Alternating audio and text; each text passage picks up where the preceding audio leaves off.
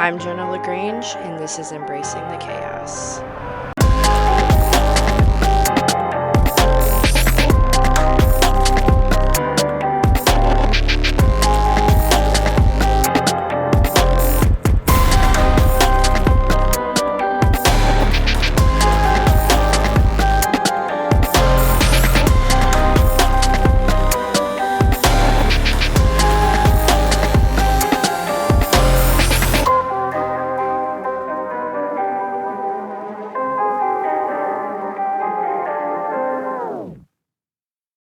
Hello, everyone, and welcome to the first episode of Embracing the Chaos podcast. I want to start out by doing just a little introduction of who I am. I am Jenna LaGrange. I have many titles, and those include recovering alcoholic. I'm a police officer part time. I got called up to active duty about 2 years ago, got extended for another year. When I'm not on active duty, I work in HR. I'm also a full-time gym owner and martial artist. I do fight in what spare time I do have. I am a mom of two beautiful little girls, a wife, and last but not least, I do a little photography in whatever spare time I have. So if that doesn't define what embracing the chaos is, I don't know what does. My life is chaos all the time. The scheduling, trying to balance everything, and then on top of all of that, I'm dealing with some health problems and we're trying to navigate that healthcare world, which has been somewhat of a struggle along the way. I get out of the hole that I was in. And how did I get to where I am today? I also plan to share a little bit of my journey through the healthcare system as I navigate through that and what that looks like. But I also plan to bring guests on to the podcast. I plan to talk to a variety of people, to include my husband, some of my friends, some of the things that they've gone through. I really think that people out there could really relate to. And I want to share that with everybody. I think we live in a world that social media has sort of ruined in a way. On social media, we only post the things that are perfect and happy. We don't share the ugly side of life. And I think the podcast is a great way to do that. To show people that what is being posted on social media is not everyday life. That perfect influencer that you follow on social media has their ups and downs just like everybody else, and their life is not perfect. Just like mine is not perfect, and I know that. And I just want to talk about it. I want people to know that what they are going through is okay, and that there is somebody out there that has gone through that, whether it's myself or somebody that I interview along the way on this podcast. I just plan to use this podcast to share the real side of life, aka embracing that chaos of what life is and what it brings, and showing people that it's okay to not be okay. So, with that, how these episodes are going to kind of run down when I'm just doing a podcast on my own, talking about life, things that I've gone through, things like that. I plan to keep the episodes fairly short, that 30-minute mark. If I'm interviewing somebody, I want to push it to an hour because I really want to do a deep dive with those people and talk about the things that they've gone through and how they overcame some of the crazy stuff that they've had to overcome along the way. So now that we've kind of gone over what this podcast is, the direction I plan to kind of go with it, what embracing the chaos really is, let's do a little bit of a deep dive into the first title I give myself and something that I've become very open about in expressing some of the things that I've gone through. So I am a recovering alcoholic. January 3rd of 2016, it's actually tattooed on the inside of my right leg at the bottom, is my sober date. That is the last day I ever had a drink. So January 4th of 2026 is going to be 10 years sober. To say how proud I am of myself is just, I can't even begin to express into words um, how it feels to be at that point. So, how did I get to that point? I started drinking young. Sorry, mom, for this next part. I started drinking about 15, 16 years old. I was sneaking around, going to parties, things like that. When I got into college, it just got worse. My accessibility to alcohol was just, it was too easy to get a hold of. Um, I joined the Army shortly after going to college, went off to basic training, did all that. And if anybody knows anything about first responders or military, alcohol is like their go to way to handle life as a whole. So it just became another crutch, is what I'm going to call it, in my life to handle life as a whole. So shortly after I got done with basic training in AIT, I came back, fiddled around a little bit, decided to go back to college, finish my degree. I did finish my degree, and then I got hired on to Rock Island County Jail, and I worked in the jail for about 4 years. And this is where my alcohol became more of a problem. I struggled with a relationship. I was with somebody I shouldn't have been with. It's a decision I regret pretty hardcore till this day. Maybe I'll talk about it. I highly doubt that I will, because it's one of those that I wish would just kind of disappear. You know what I mean? So I finally got my head out of my ass. PSA, there will be cussing throughout this because I have a potty mouth. But anyways, got my head out of my ass. I got out of that relationship. But I was not doing good. Mentally, I was struggling. There was a lot that I needed to deal with from my childhood, that relationship, just life as a whole. So I really took a deep dive into alcohol. I was drinking every day.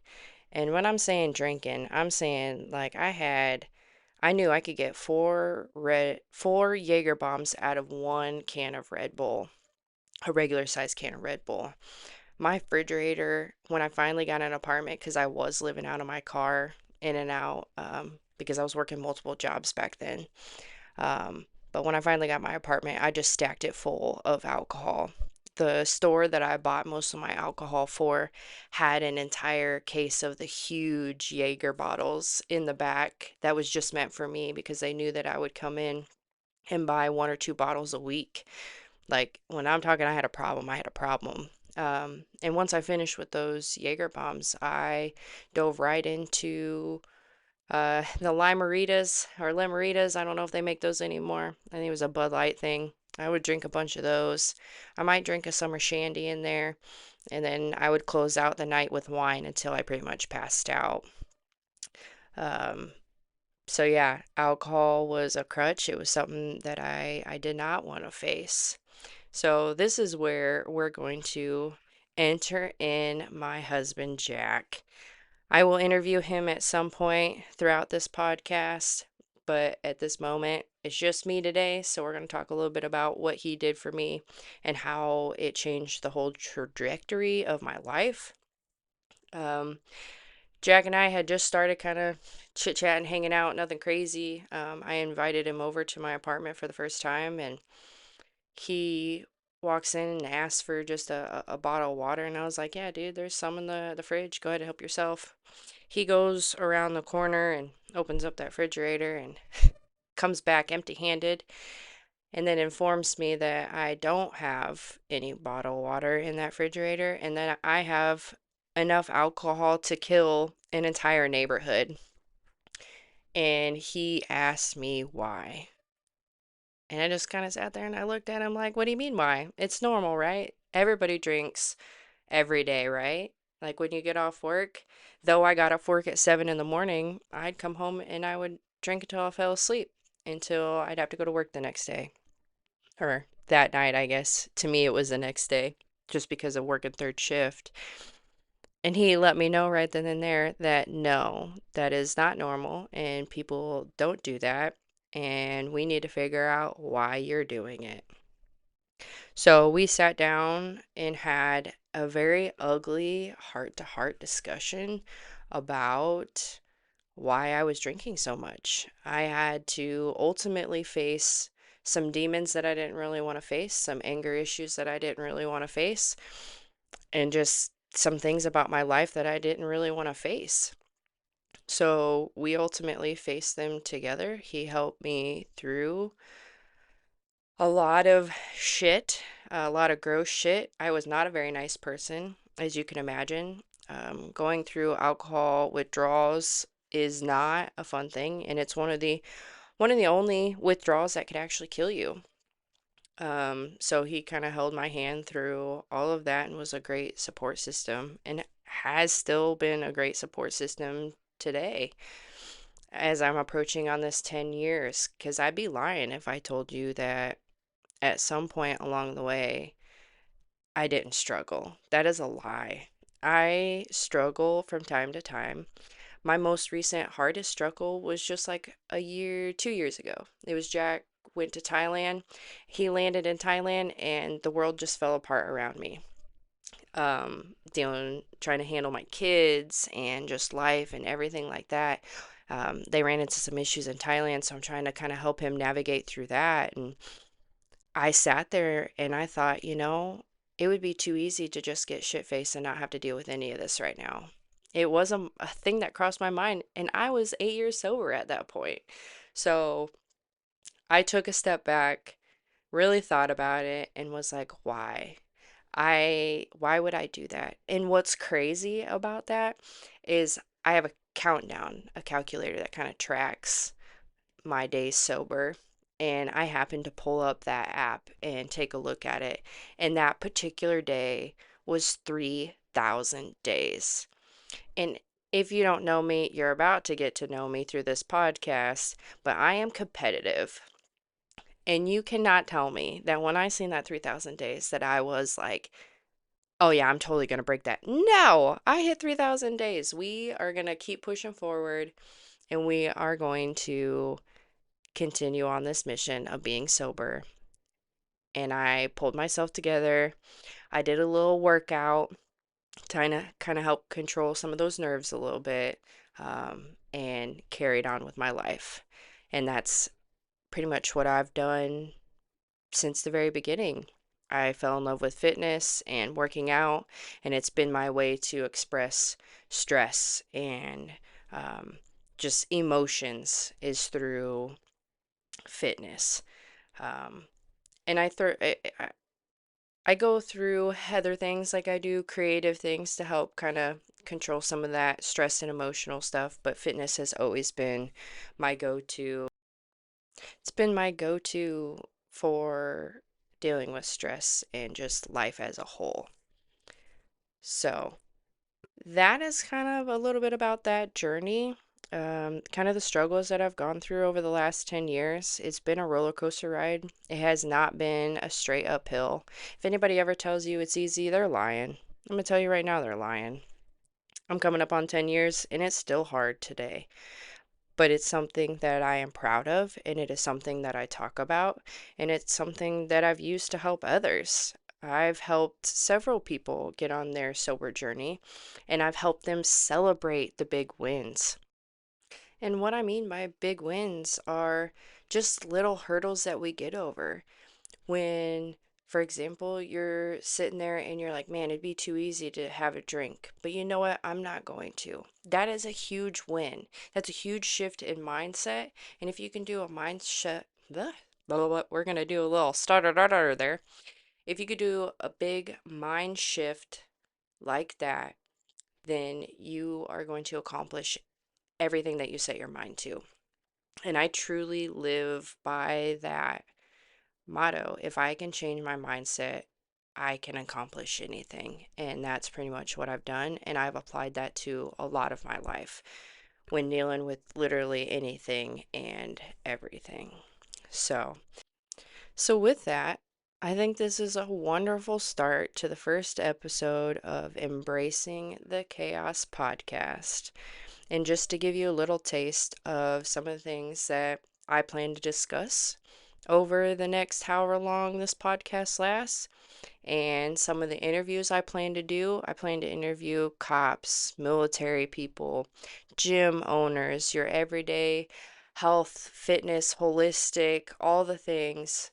Literally anything and everybody I plan to bring on this podcast just to give you a true taste of what life actually is and what it's like and how we've overcome that. And with this podcast, if I can just help one person or two people or none, I guess it helps myself and it might help a friend that I interview, just like Sadie helped me and helped me get on this journey of starting a podcast. So, if you'd like to support this podcast, just give it a follow on whatever media source you're listening on. I appreciate it. If there are any questions or topics that you really want me to touch on along the way, or questions you have about me and my life, I'm willing to share just about everything. Maybe not all of it, but just about everything. Just let me know. Send me a DM. I do have some social media pages now set up for Embracing the Podcast. So if you want to give them a follow there, I'll share little snippets because I am also videoing this, which is a little awkward at first. So bear with me as I work through the video and recording process of doing podcasts. So I really appreciate everybody for listening. So thanks for embracing the chaos with me. Stay weird, stay loud, and keep showing up.